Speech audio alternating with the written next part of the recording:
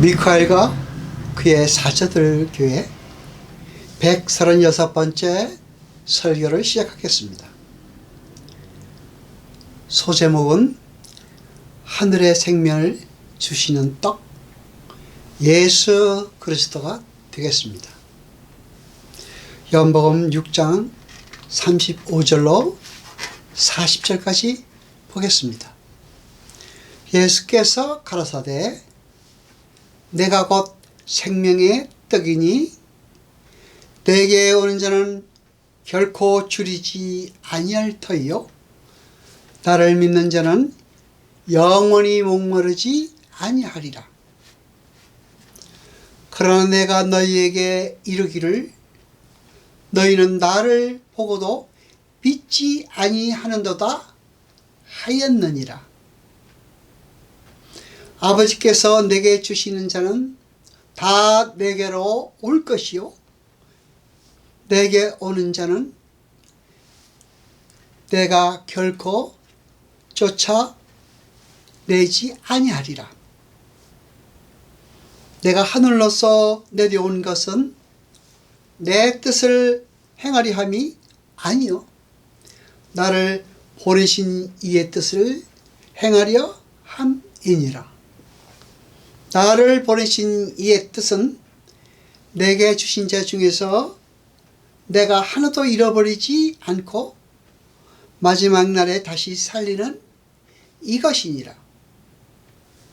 내 아버지의 뜻은 아들을 보고 믿는 자마다 영생을 얻는 이것이니 마지막 날에 내가 이를 다시 살리리라 하시니라. 아멘. 예수님께서는 썩는 양식을 위하여 일하지 말라고 하십니다.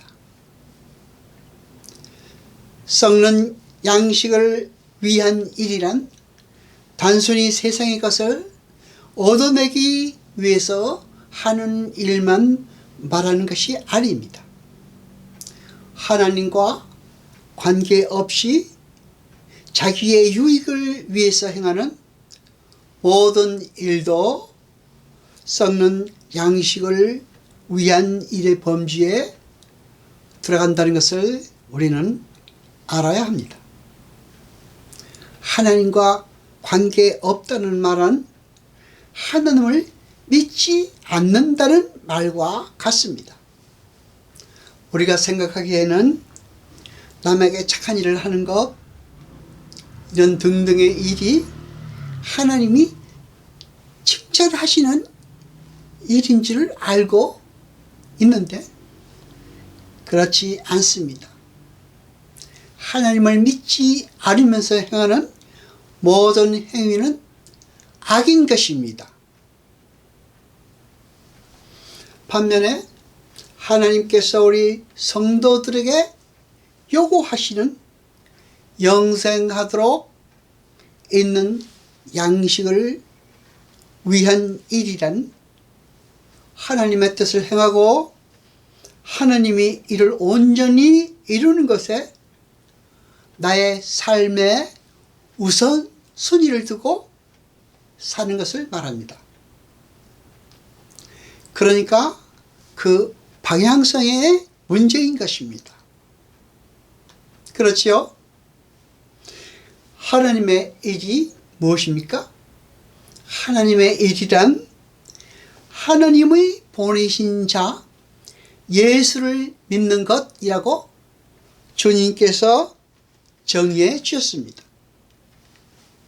그러니까 우리가 해야 될 일은 무슨 거창한 일이 아니라 예수 그리스도를 믿는 일, 그것이라는 말이 되겠습니다. 그렇죠?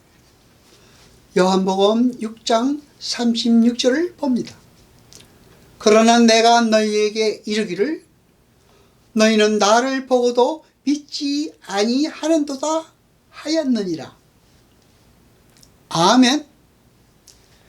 예수님을 쫓아온 사람들이 내가 너희에게 줄 떡은 생명을 주는 떡이라고 주님께서 말씀하시자 그 떡을 우리에게 항상 주소서 라고 말을 합니다. 그러니까 주님은 하늘의 생명에 필요한 떡을 말했는데 그들은 이 세상의 생명에 필요한 떡으로 이해했던 것입니다. 그렇지요? 오늘날 많은 이들이 기독교 신앙을 육적인 생명의 보탬이 되어야 하는 것으로 이해하고 있습니다. 모든 것이 풍족해야 되고 아무런 환난이 없어야 되고 건강해야 되고 등등 말입니다. 그렇죠? 그러나 아닙니다. 주님은 그런 것은 믿음이 아니다라고 말씀하고 계시는 것입니다. 요한복음 6장 35절을 봅니다. 예수께서 가라사대 내가 곧 생명의 떡이니 내게 오는 자는 결코 줄이지 아니할 터이요 나를 믿는 자는 영원히 목마르지 아니하리라. 아멘.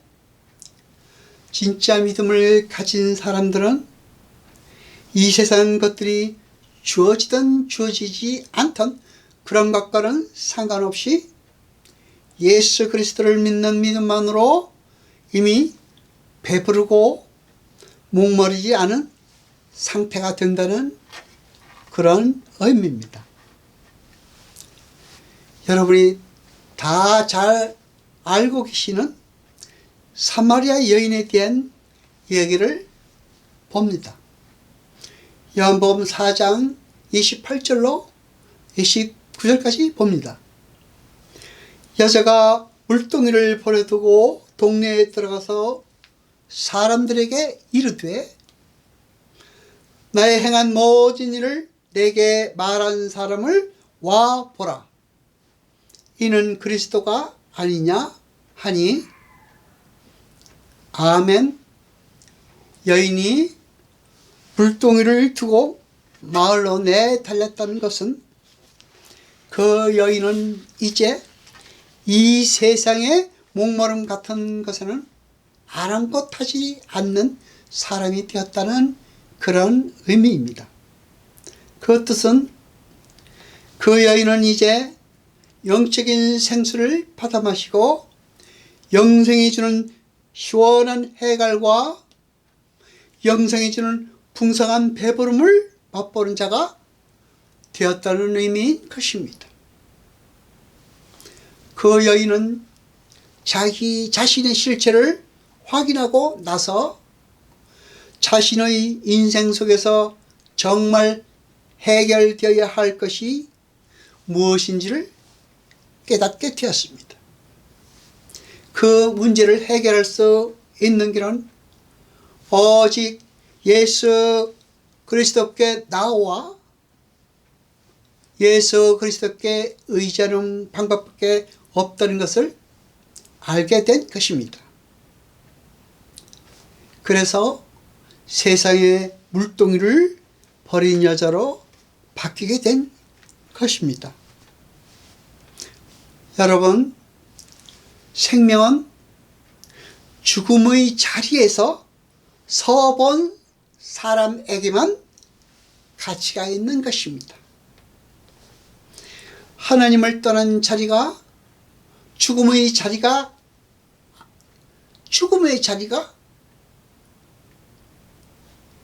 자리인 것을 보지 못한 자들은 참된 희망이신 예수님을 볼 수가 없는 것입니다. 여러분의 마음이 세상의 복이라는 것을 등지고 예수라는 참 복을 향해 질주하는 것으로 나타납니까? 여러분에게 그러한 방향성이 나타납니까? 그것이 중요한 것입니다. 그렇게 구원을 받은 성도들은 반드시 필연적으로 세상의 힘을 초계같이 버리고 예수 그리스도라는 생명의 떡만을 붙들고 행복하고 만족한 삶을 추구하게 되고 또 결국에는 그렇게 되는 것입니다. 거기에 대한 증거 구절이 요한복음 6장 35절과 37절입니다. 요한복음 6장 35절을 봅니다. 예수께서 가라사대 내가 곧 생명의 떡이니 내게 오는 자는 결코 줄이지 아니할 터이요 나를 믿는 자는 영원히 목마르지 아니하리라. 아멘. 요한복음 6장 37절을 봅니다. 아버지께서 내게 주시는 자는 다 내게로 올 것이요 내게 오는 자는 내가 결코 내어쫓지 아니하리라. 아멘. 주님은 내게 오는 자는 결코 줄이지 않고 영원히 목마르지 않을 것이라고 말씀하셨습니다. 그런데 그렇다면 우리의 힘으로 예수께 나올 수 있습니까? 아닙니다. 그럴 수가 없습니다. 그게 문제인 것입니다. 하나님께서 창세 전에 택하셔서 주님께 주신 자만 주님께 나오게 된다는 것입니다. 구약은 모두 신약의 예수 그리스도를 예표하고 있으며 예수 그리스도 안에서 완성되는 것이며 예수 그리스도로 수렴되는 것입니다. 우리는 참 제물이신 예수 그리스도가 하나님께 바쳐지는 하늘의 제사를 구약의 성막과 성전에서 제물로 바쳐지는 짐승들을 통해서 볼 수가 있습니다. 그렇게 인간의 죄로 인간의 죄로 인해서 성전과 성막에서 하나님께 바쳐진 제물은 예수 그리스도의 대속의 죽음을 상징으로 담고 있는 것입니다. 에레미야 2장 13절을 봅니다. 네 모든 소제물에 소금을 치라. 네 하나님의 언약의 소금을 네 소재에서 빼지 못할지니 내 모든 예물에 소금을 들지니라. 아멘. 왜 하나님은 소재에 들어가는 소금을 가리켜 언약의 소금이라고 부르실까요? 이 구절들에서 소금 언약이라는 말과 함께 공통적으로 쓰인 단어가 영원이라는 단어입니다. 히브리어로 오람입니다. 고대 히브리인들은 소금을 영원과 온전함의 상징으로 이해하고 있었습니다. 하나님은 바로 그 소금을 들어서 당신의 언약이 필연적으로 성취될 것이며 반드시 온전하게 완성될 것임을 확증하고 계신 것입니다. 또 두 번째, 소금은 회복이라는 의미도 품고 있습니다. 소금은 어떤 좋은 것을 좋은 것으로 회복시키고 또 거룩하게 구별시킨다는 의미도 포함되어 있는 것입니다. 여러분, 우리는 영원히 변치 않는 하나님의 소금 언약 안에 들어있는 자들입니다. 그래서 이제 우리의 영적 신분은 흔들리지 않습니다. 그리고 우리에게 뿌려진 그 소금은 회복의 소금이며 부패와 썩어짐을 방지하는 소금이며 다른 것들을 거룩하고 성결하게 구별하는 그런 역할을 하는 소금인 것입니다. 하나님께서는 우리에게 소금이 되라고 말씀하시지 않았습니다. 여러분, 하나님께서는 너희는 세상의 소금이다라고 말씀하셨습니다. 기도하겠습니다. 여호와 아버지 하나님 거룩하시니여 세세토록 영광과 찬송 받으소서. 말씀을 들을 때 깨닫게 하시며 우리로 진리를 알게 하소서. 이 모든 것 감사드리며 우리 주 예수 그리스도 이름으로 기도드리옵나이다. 아멘.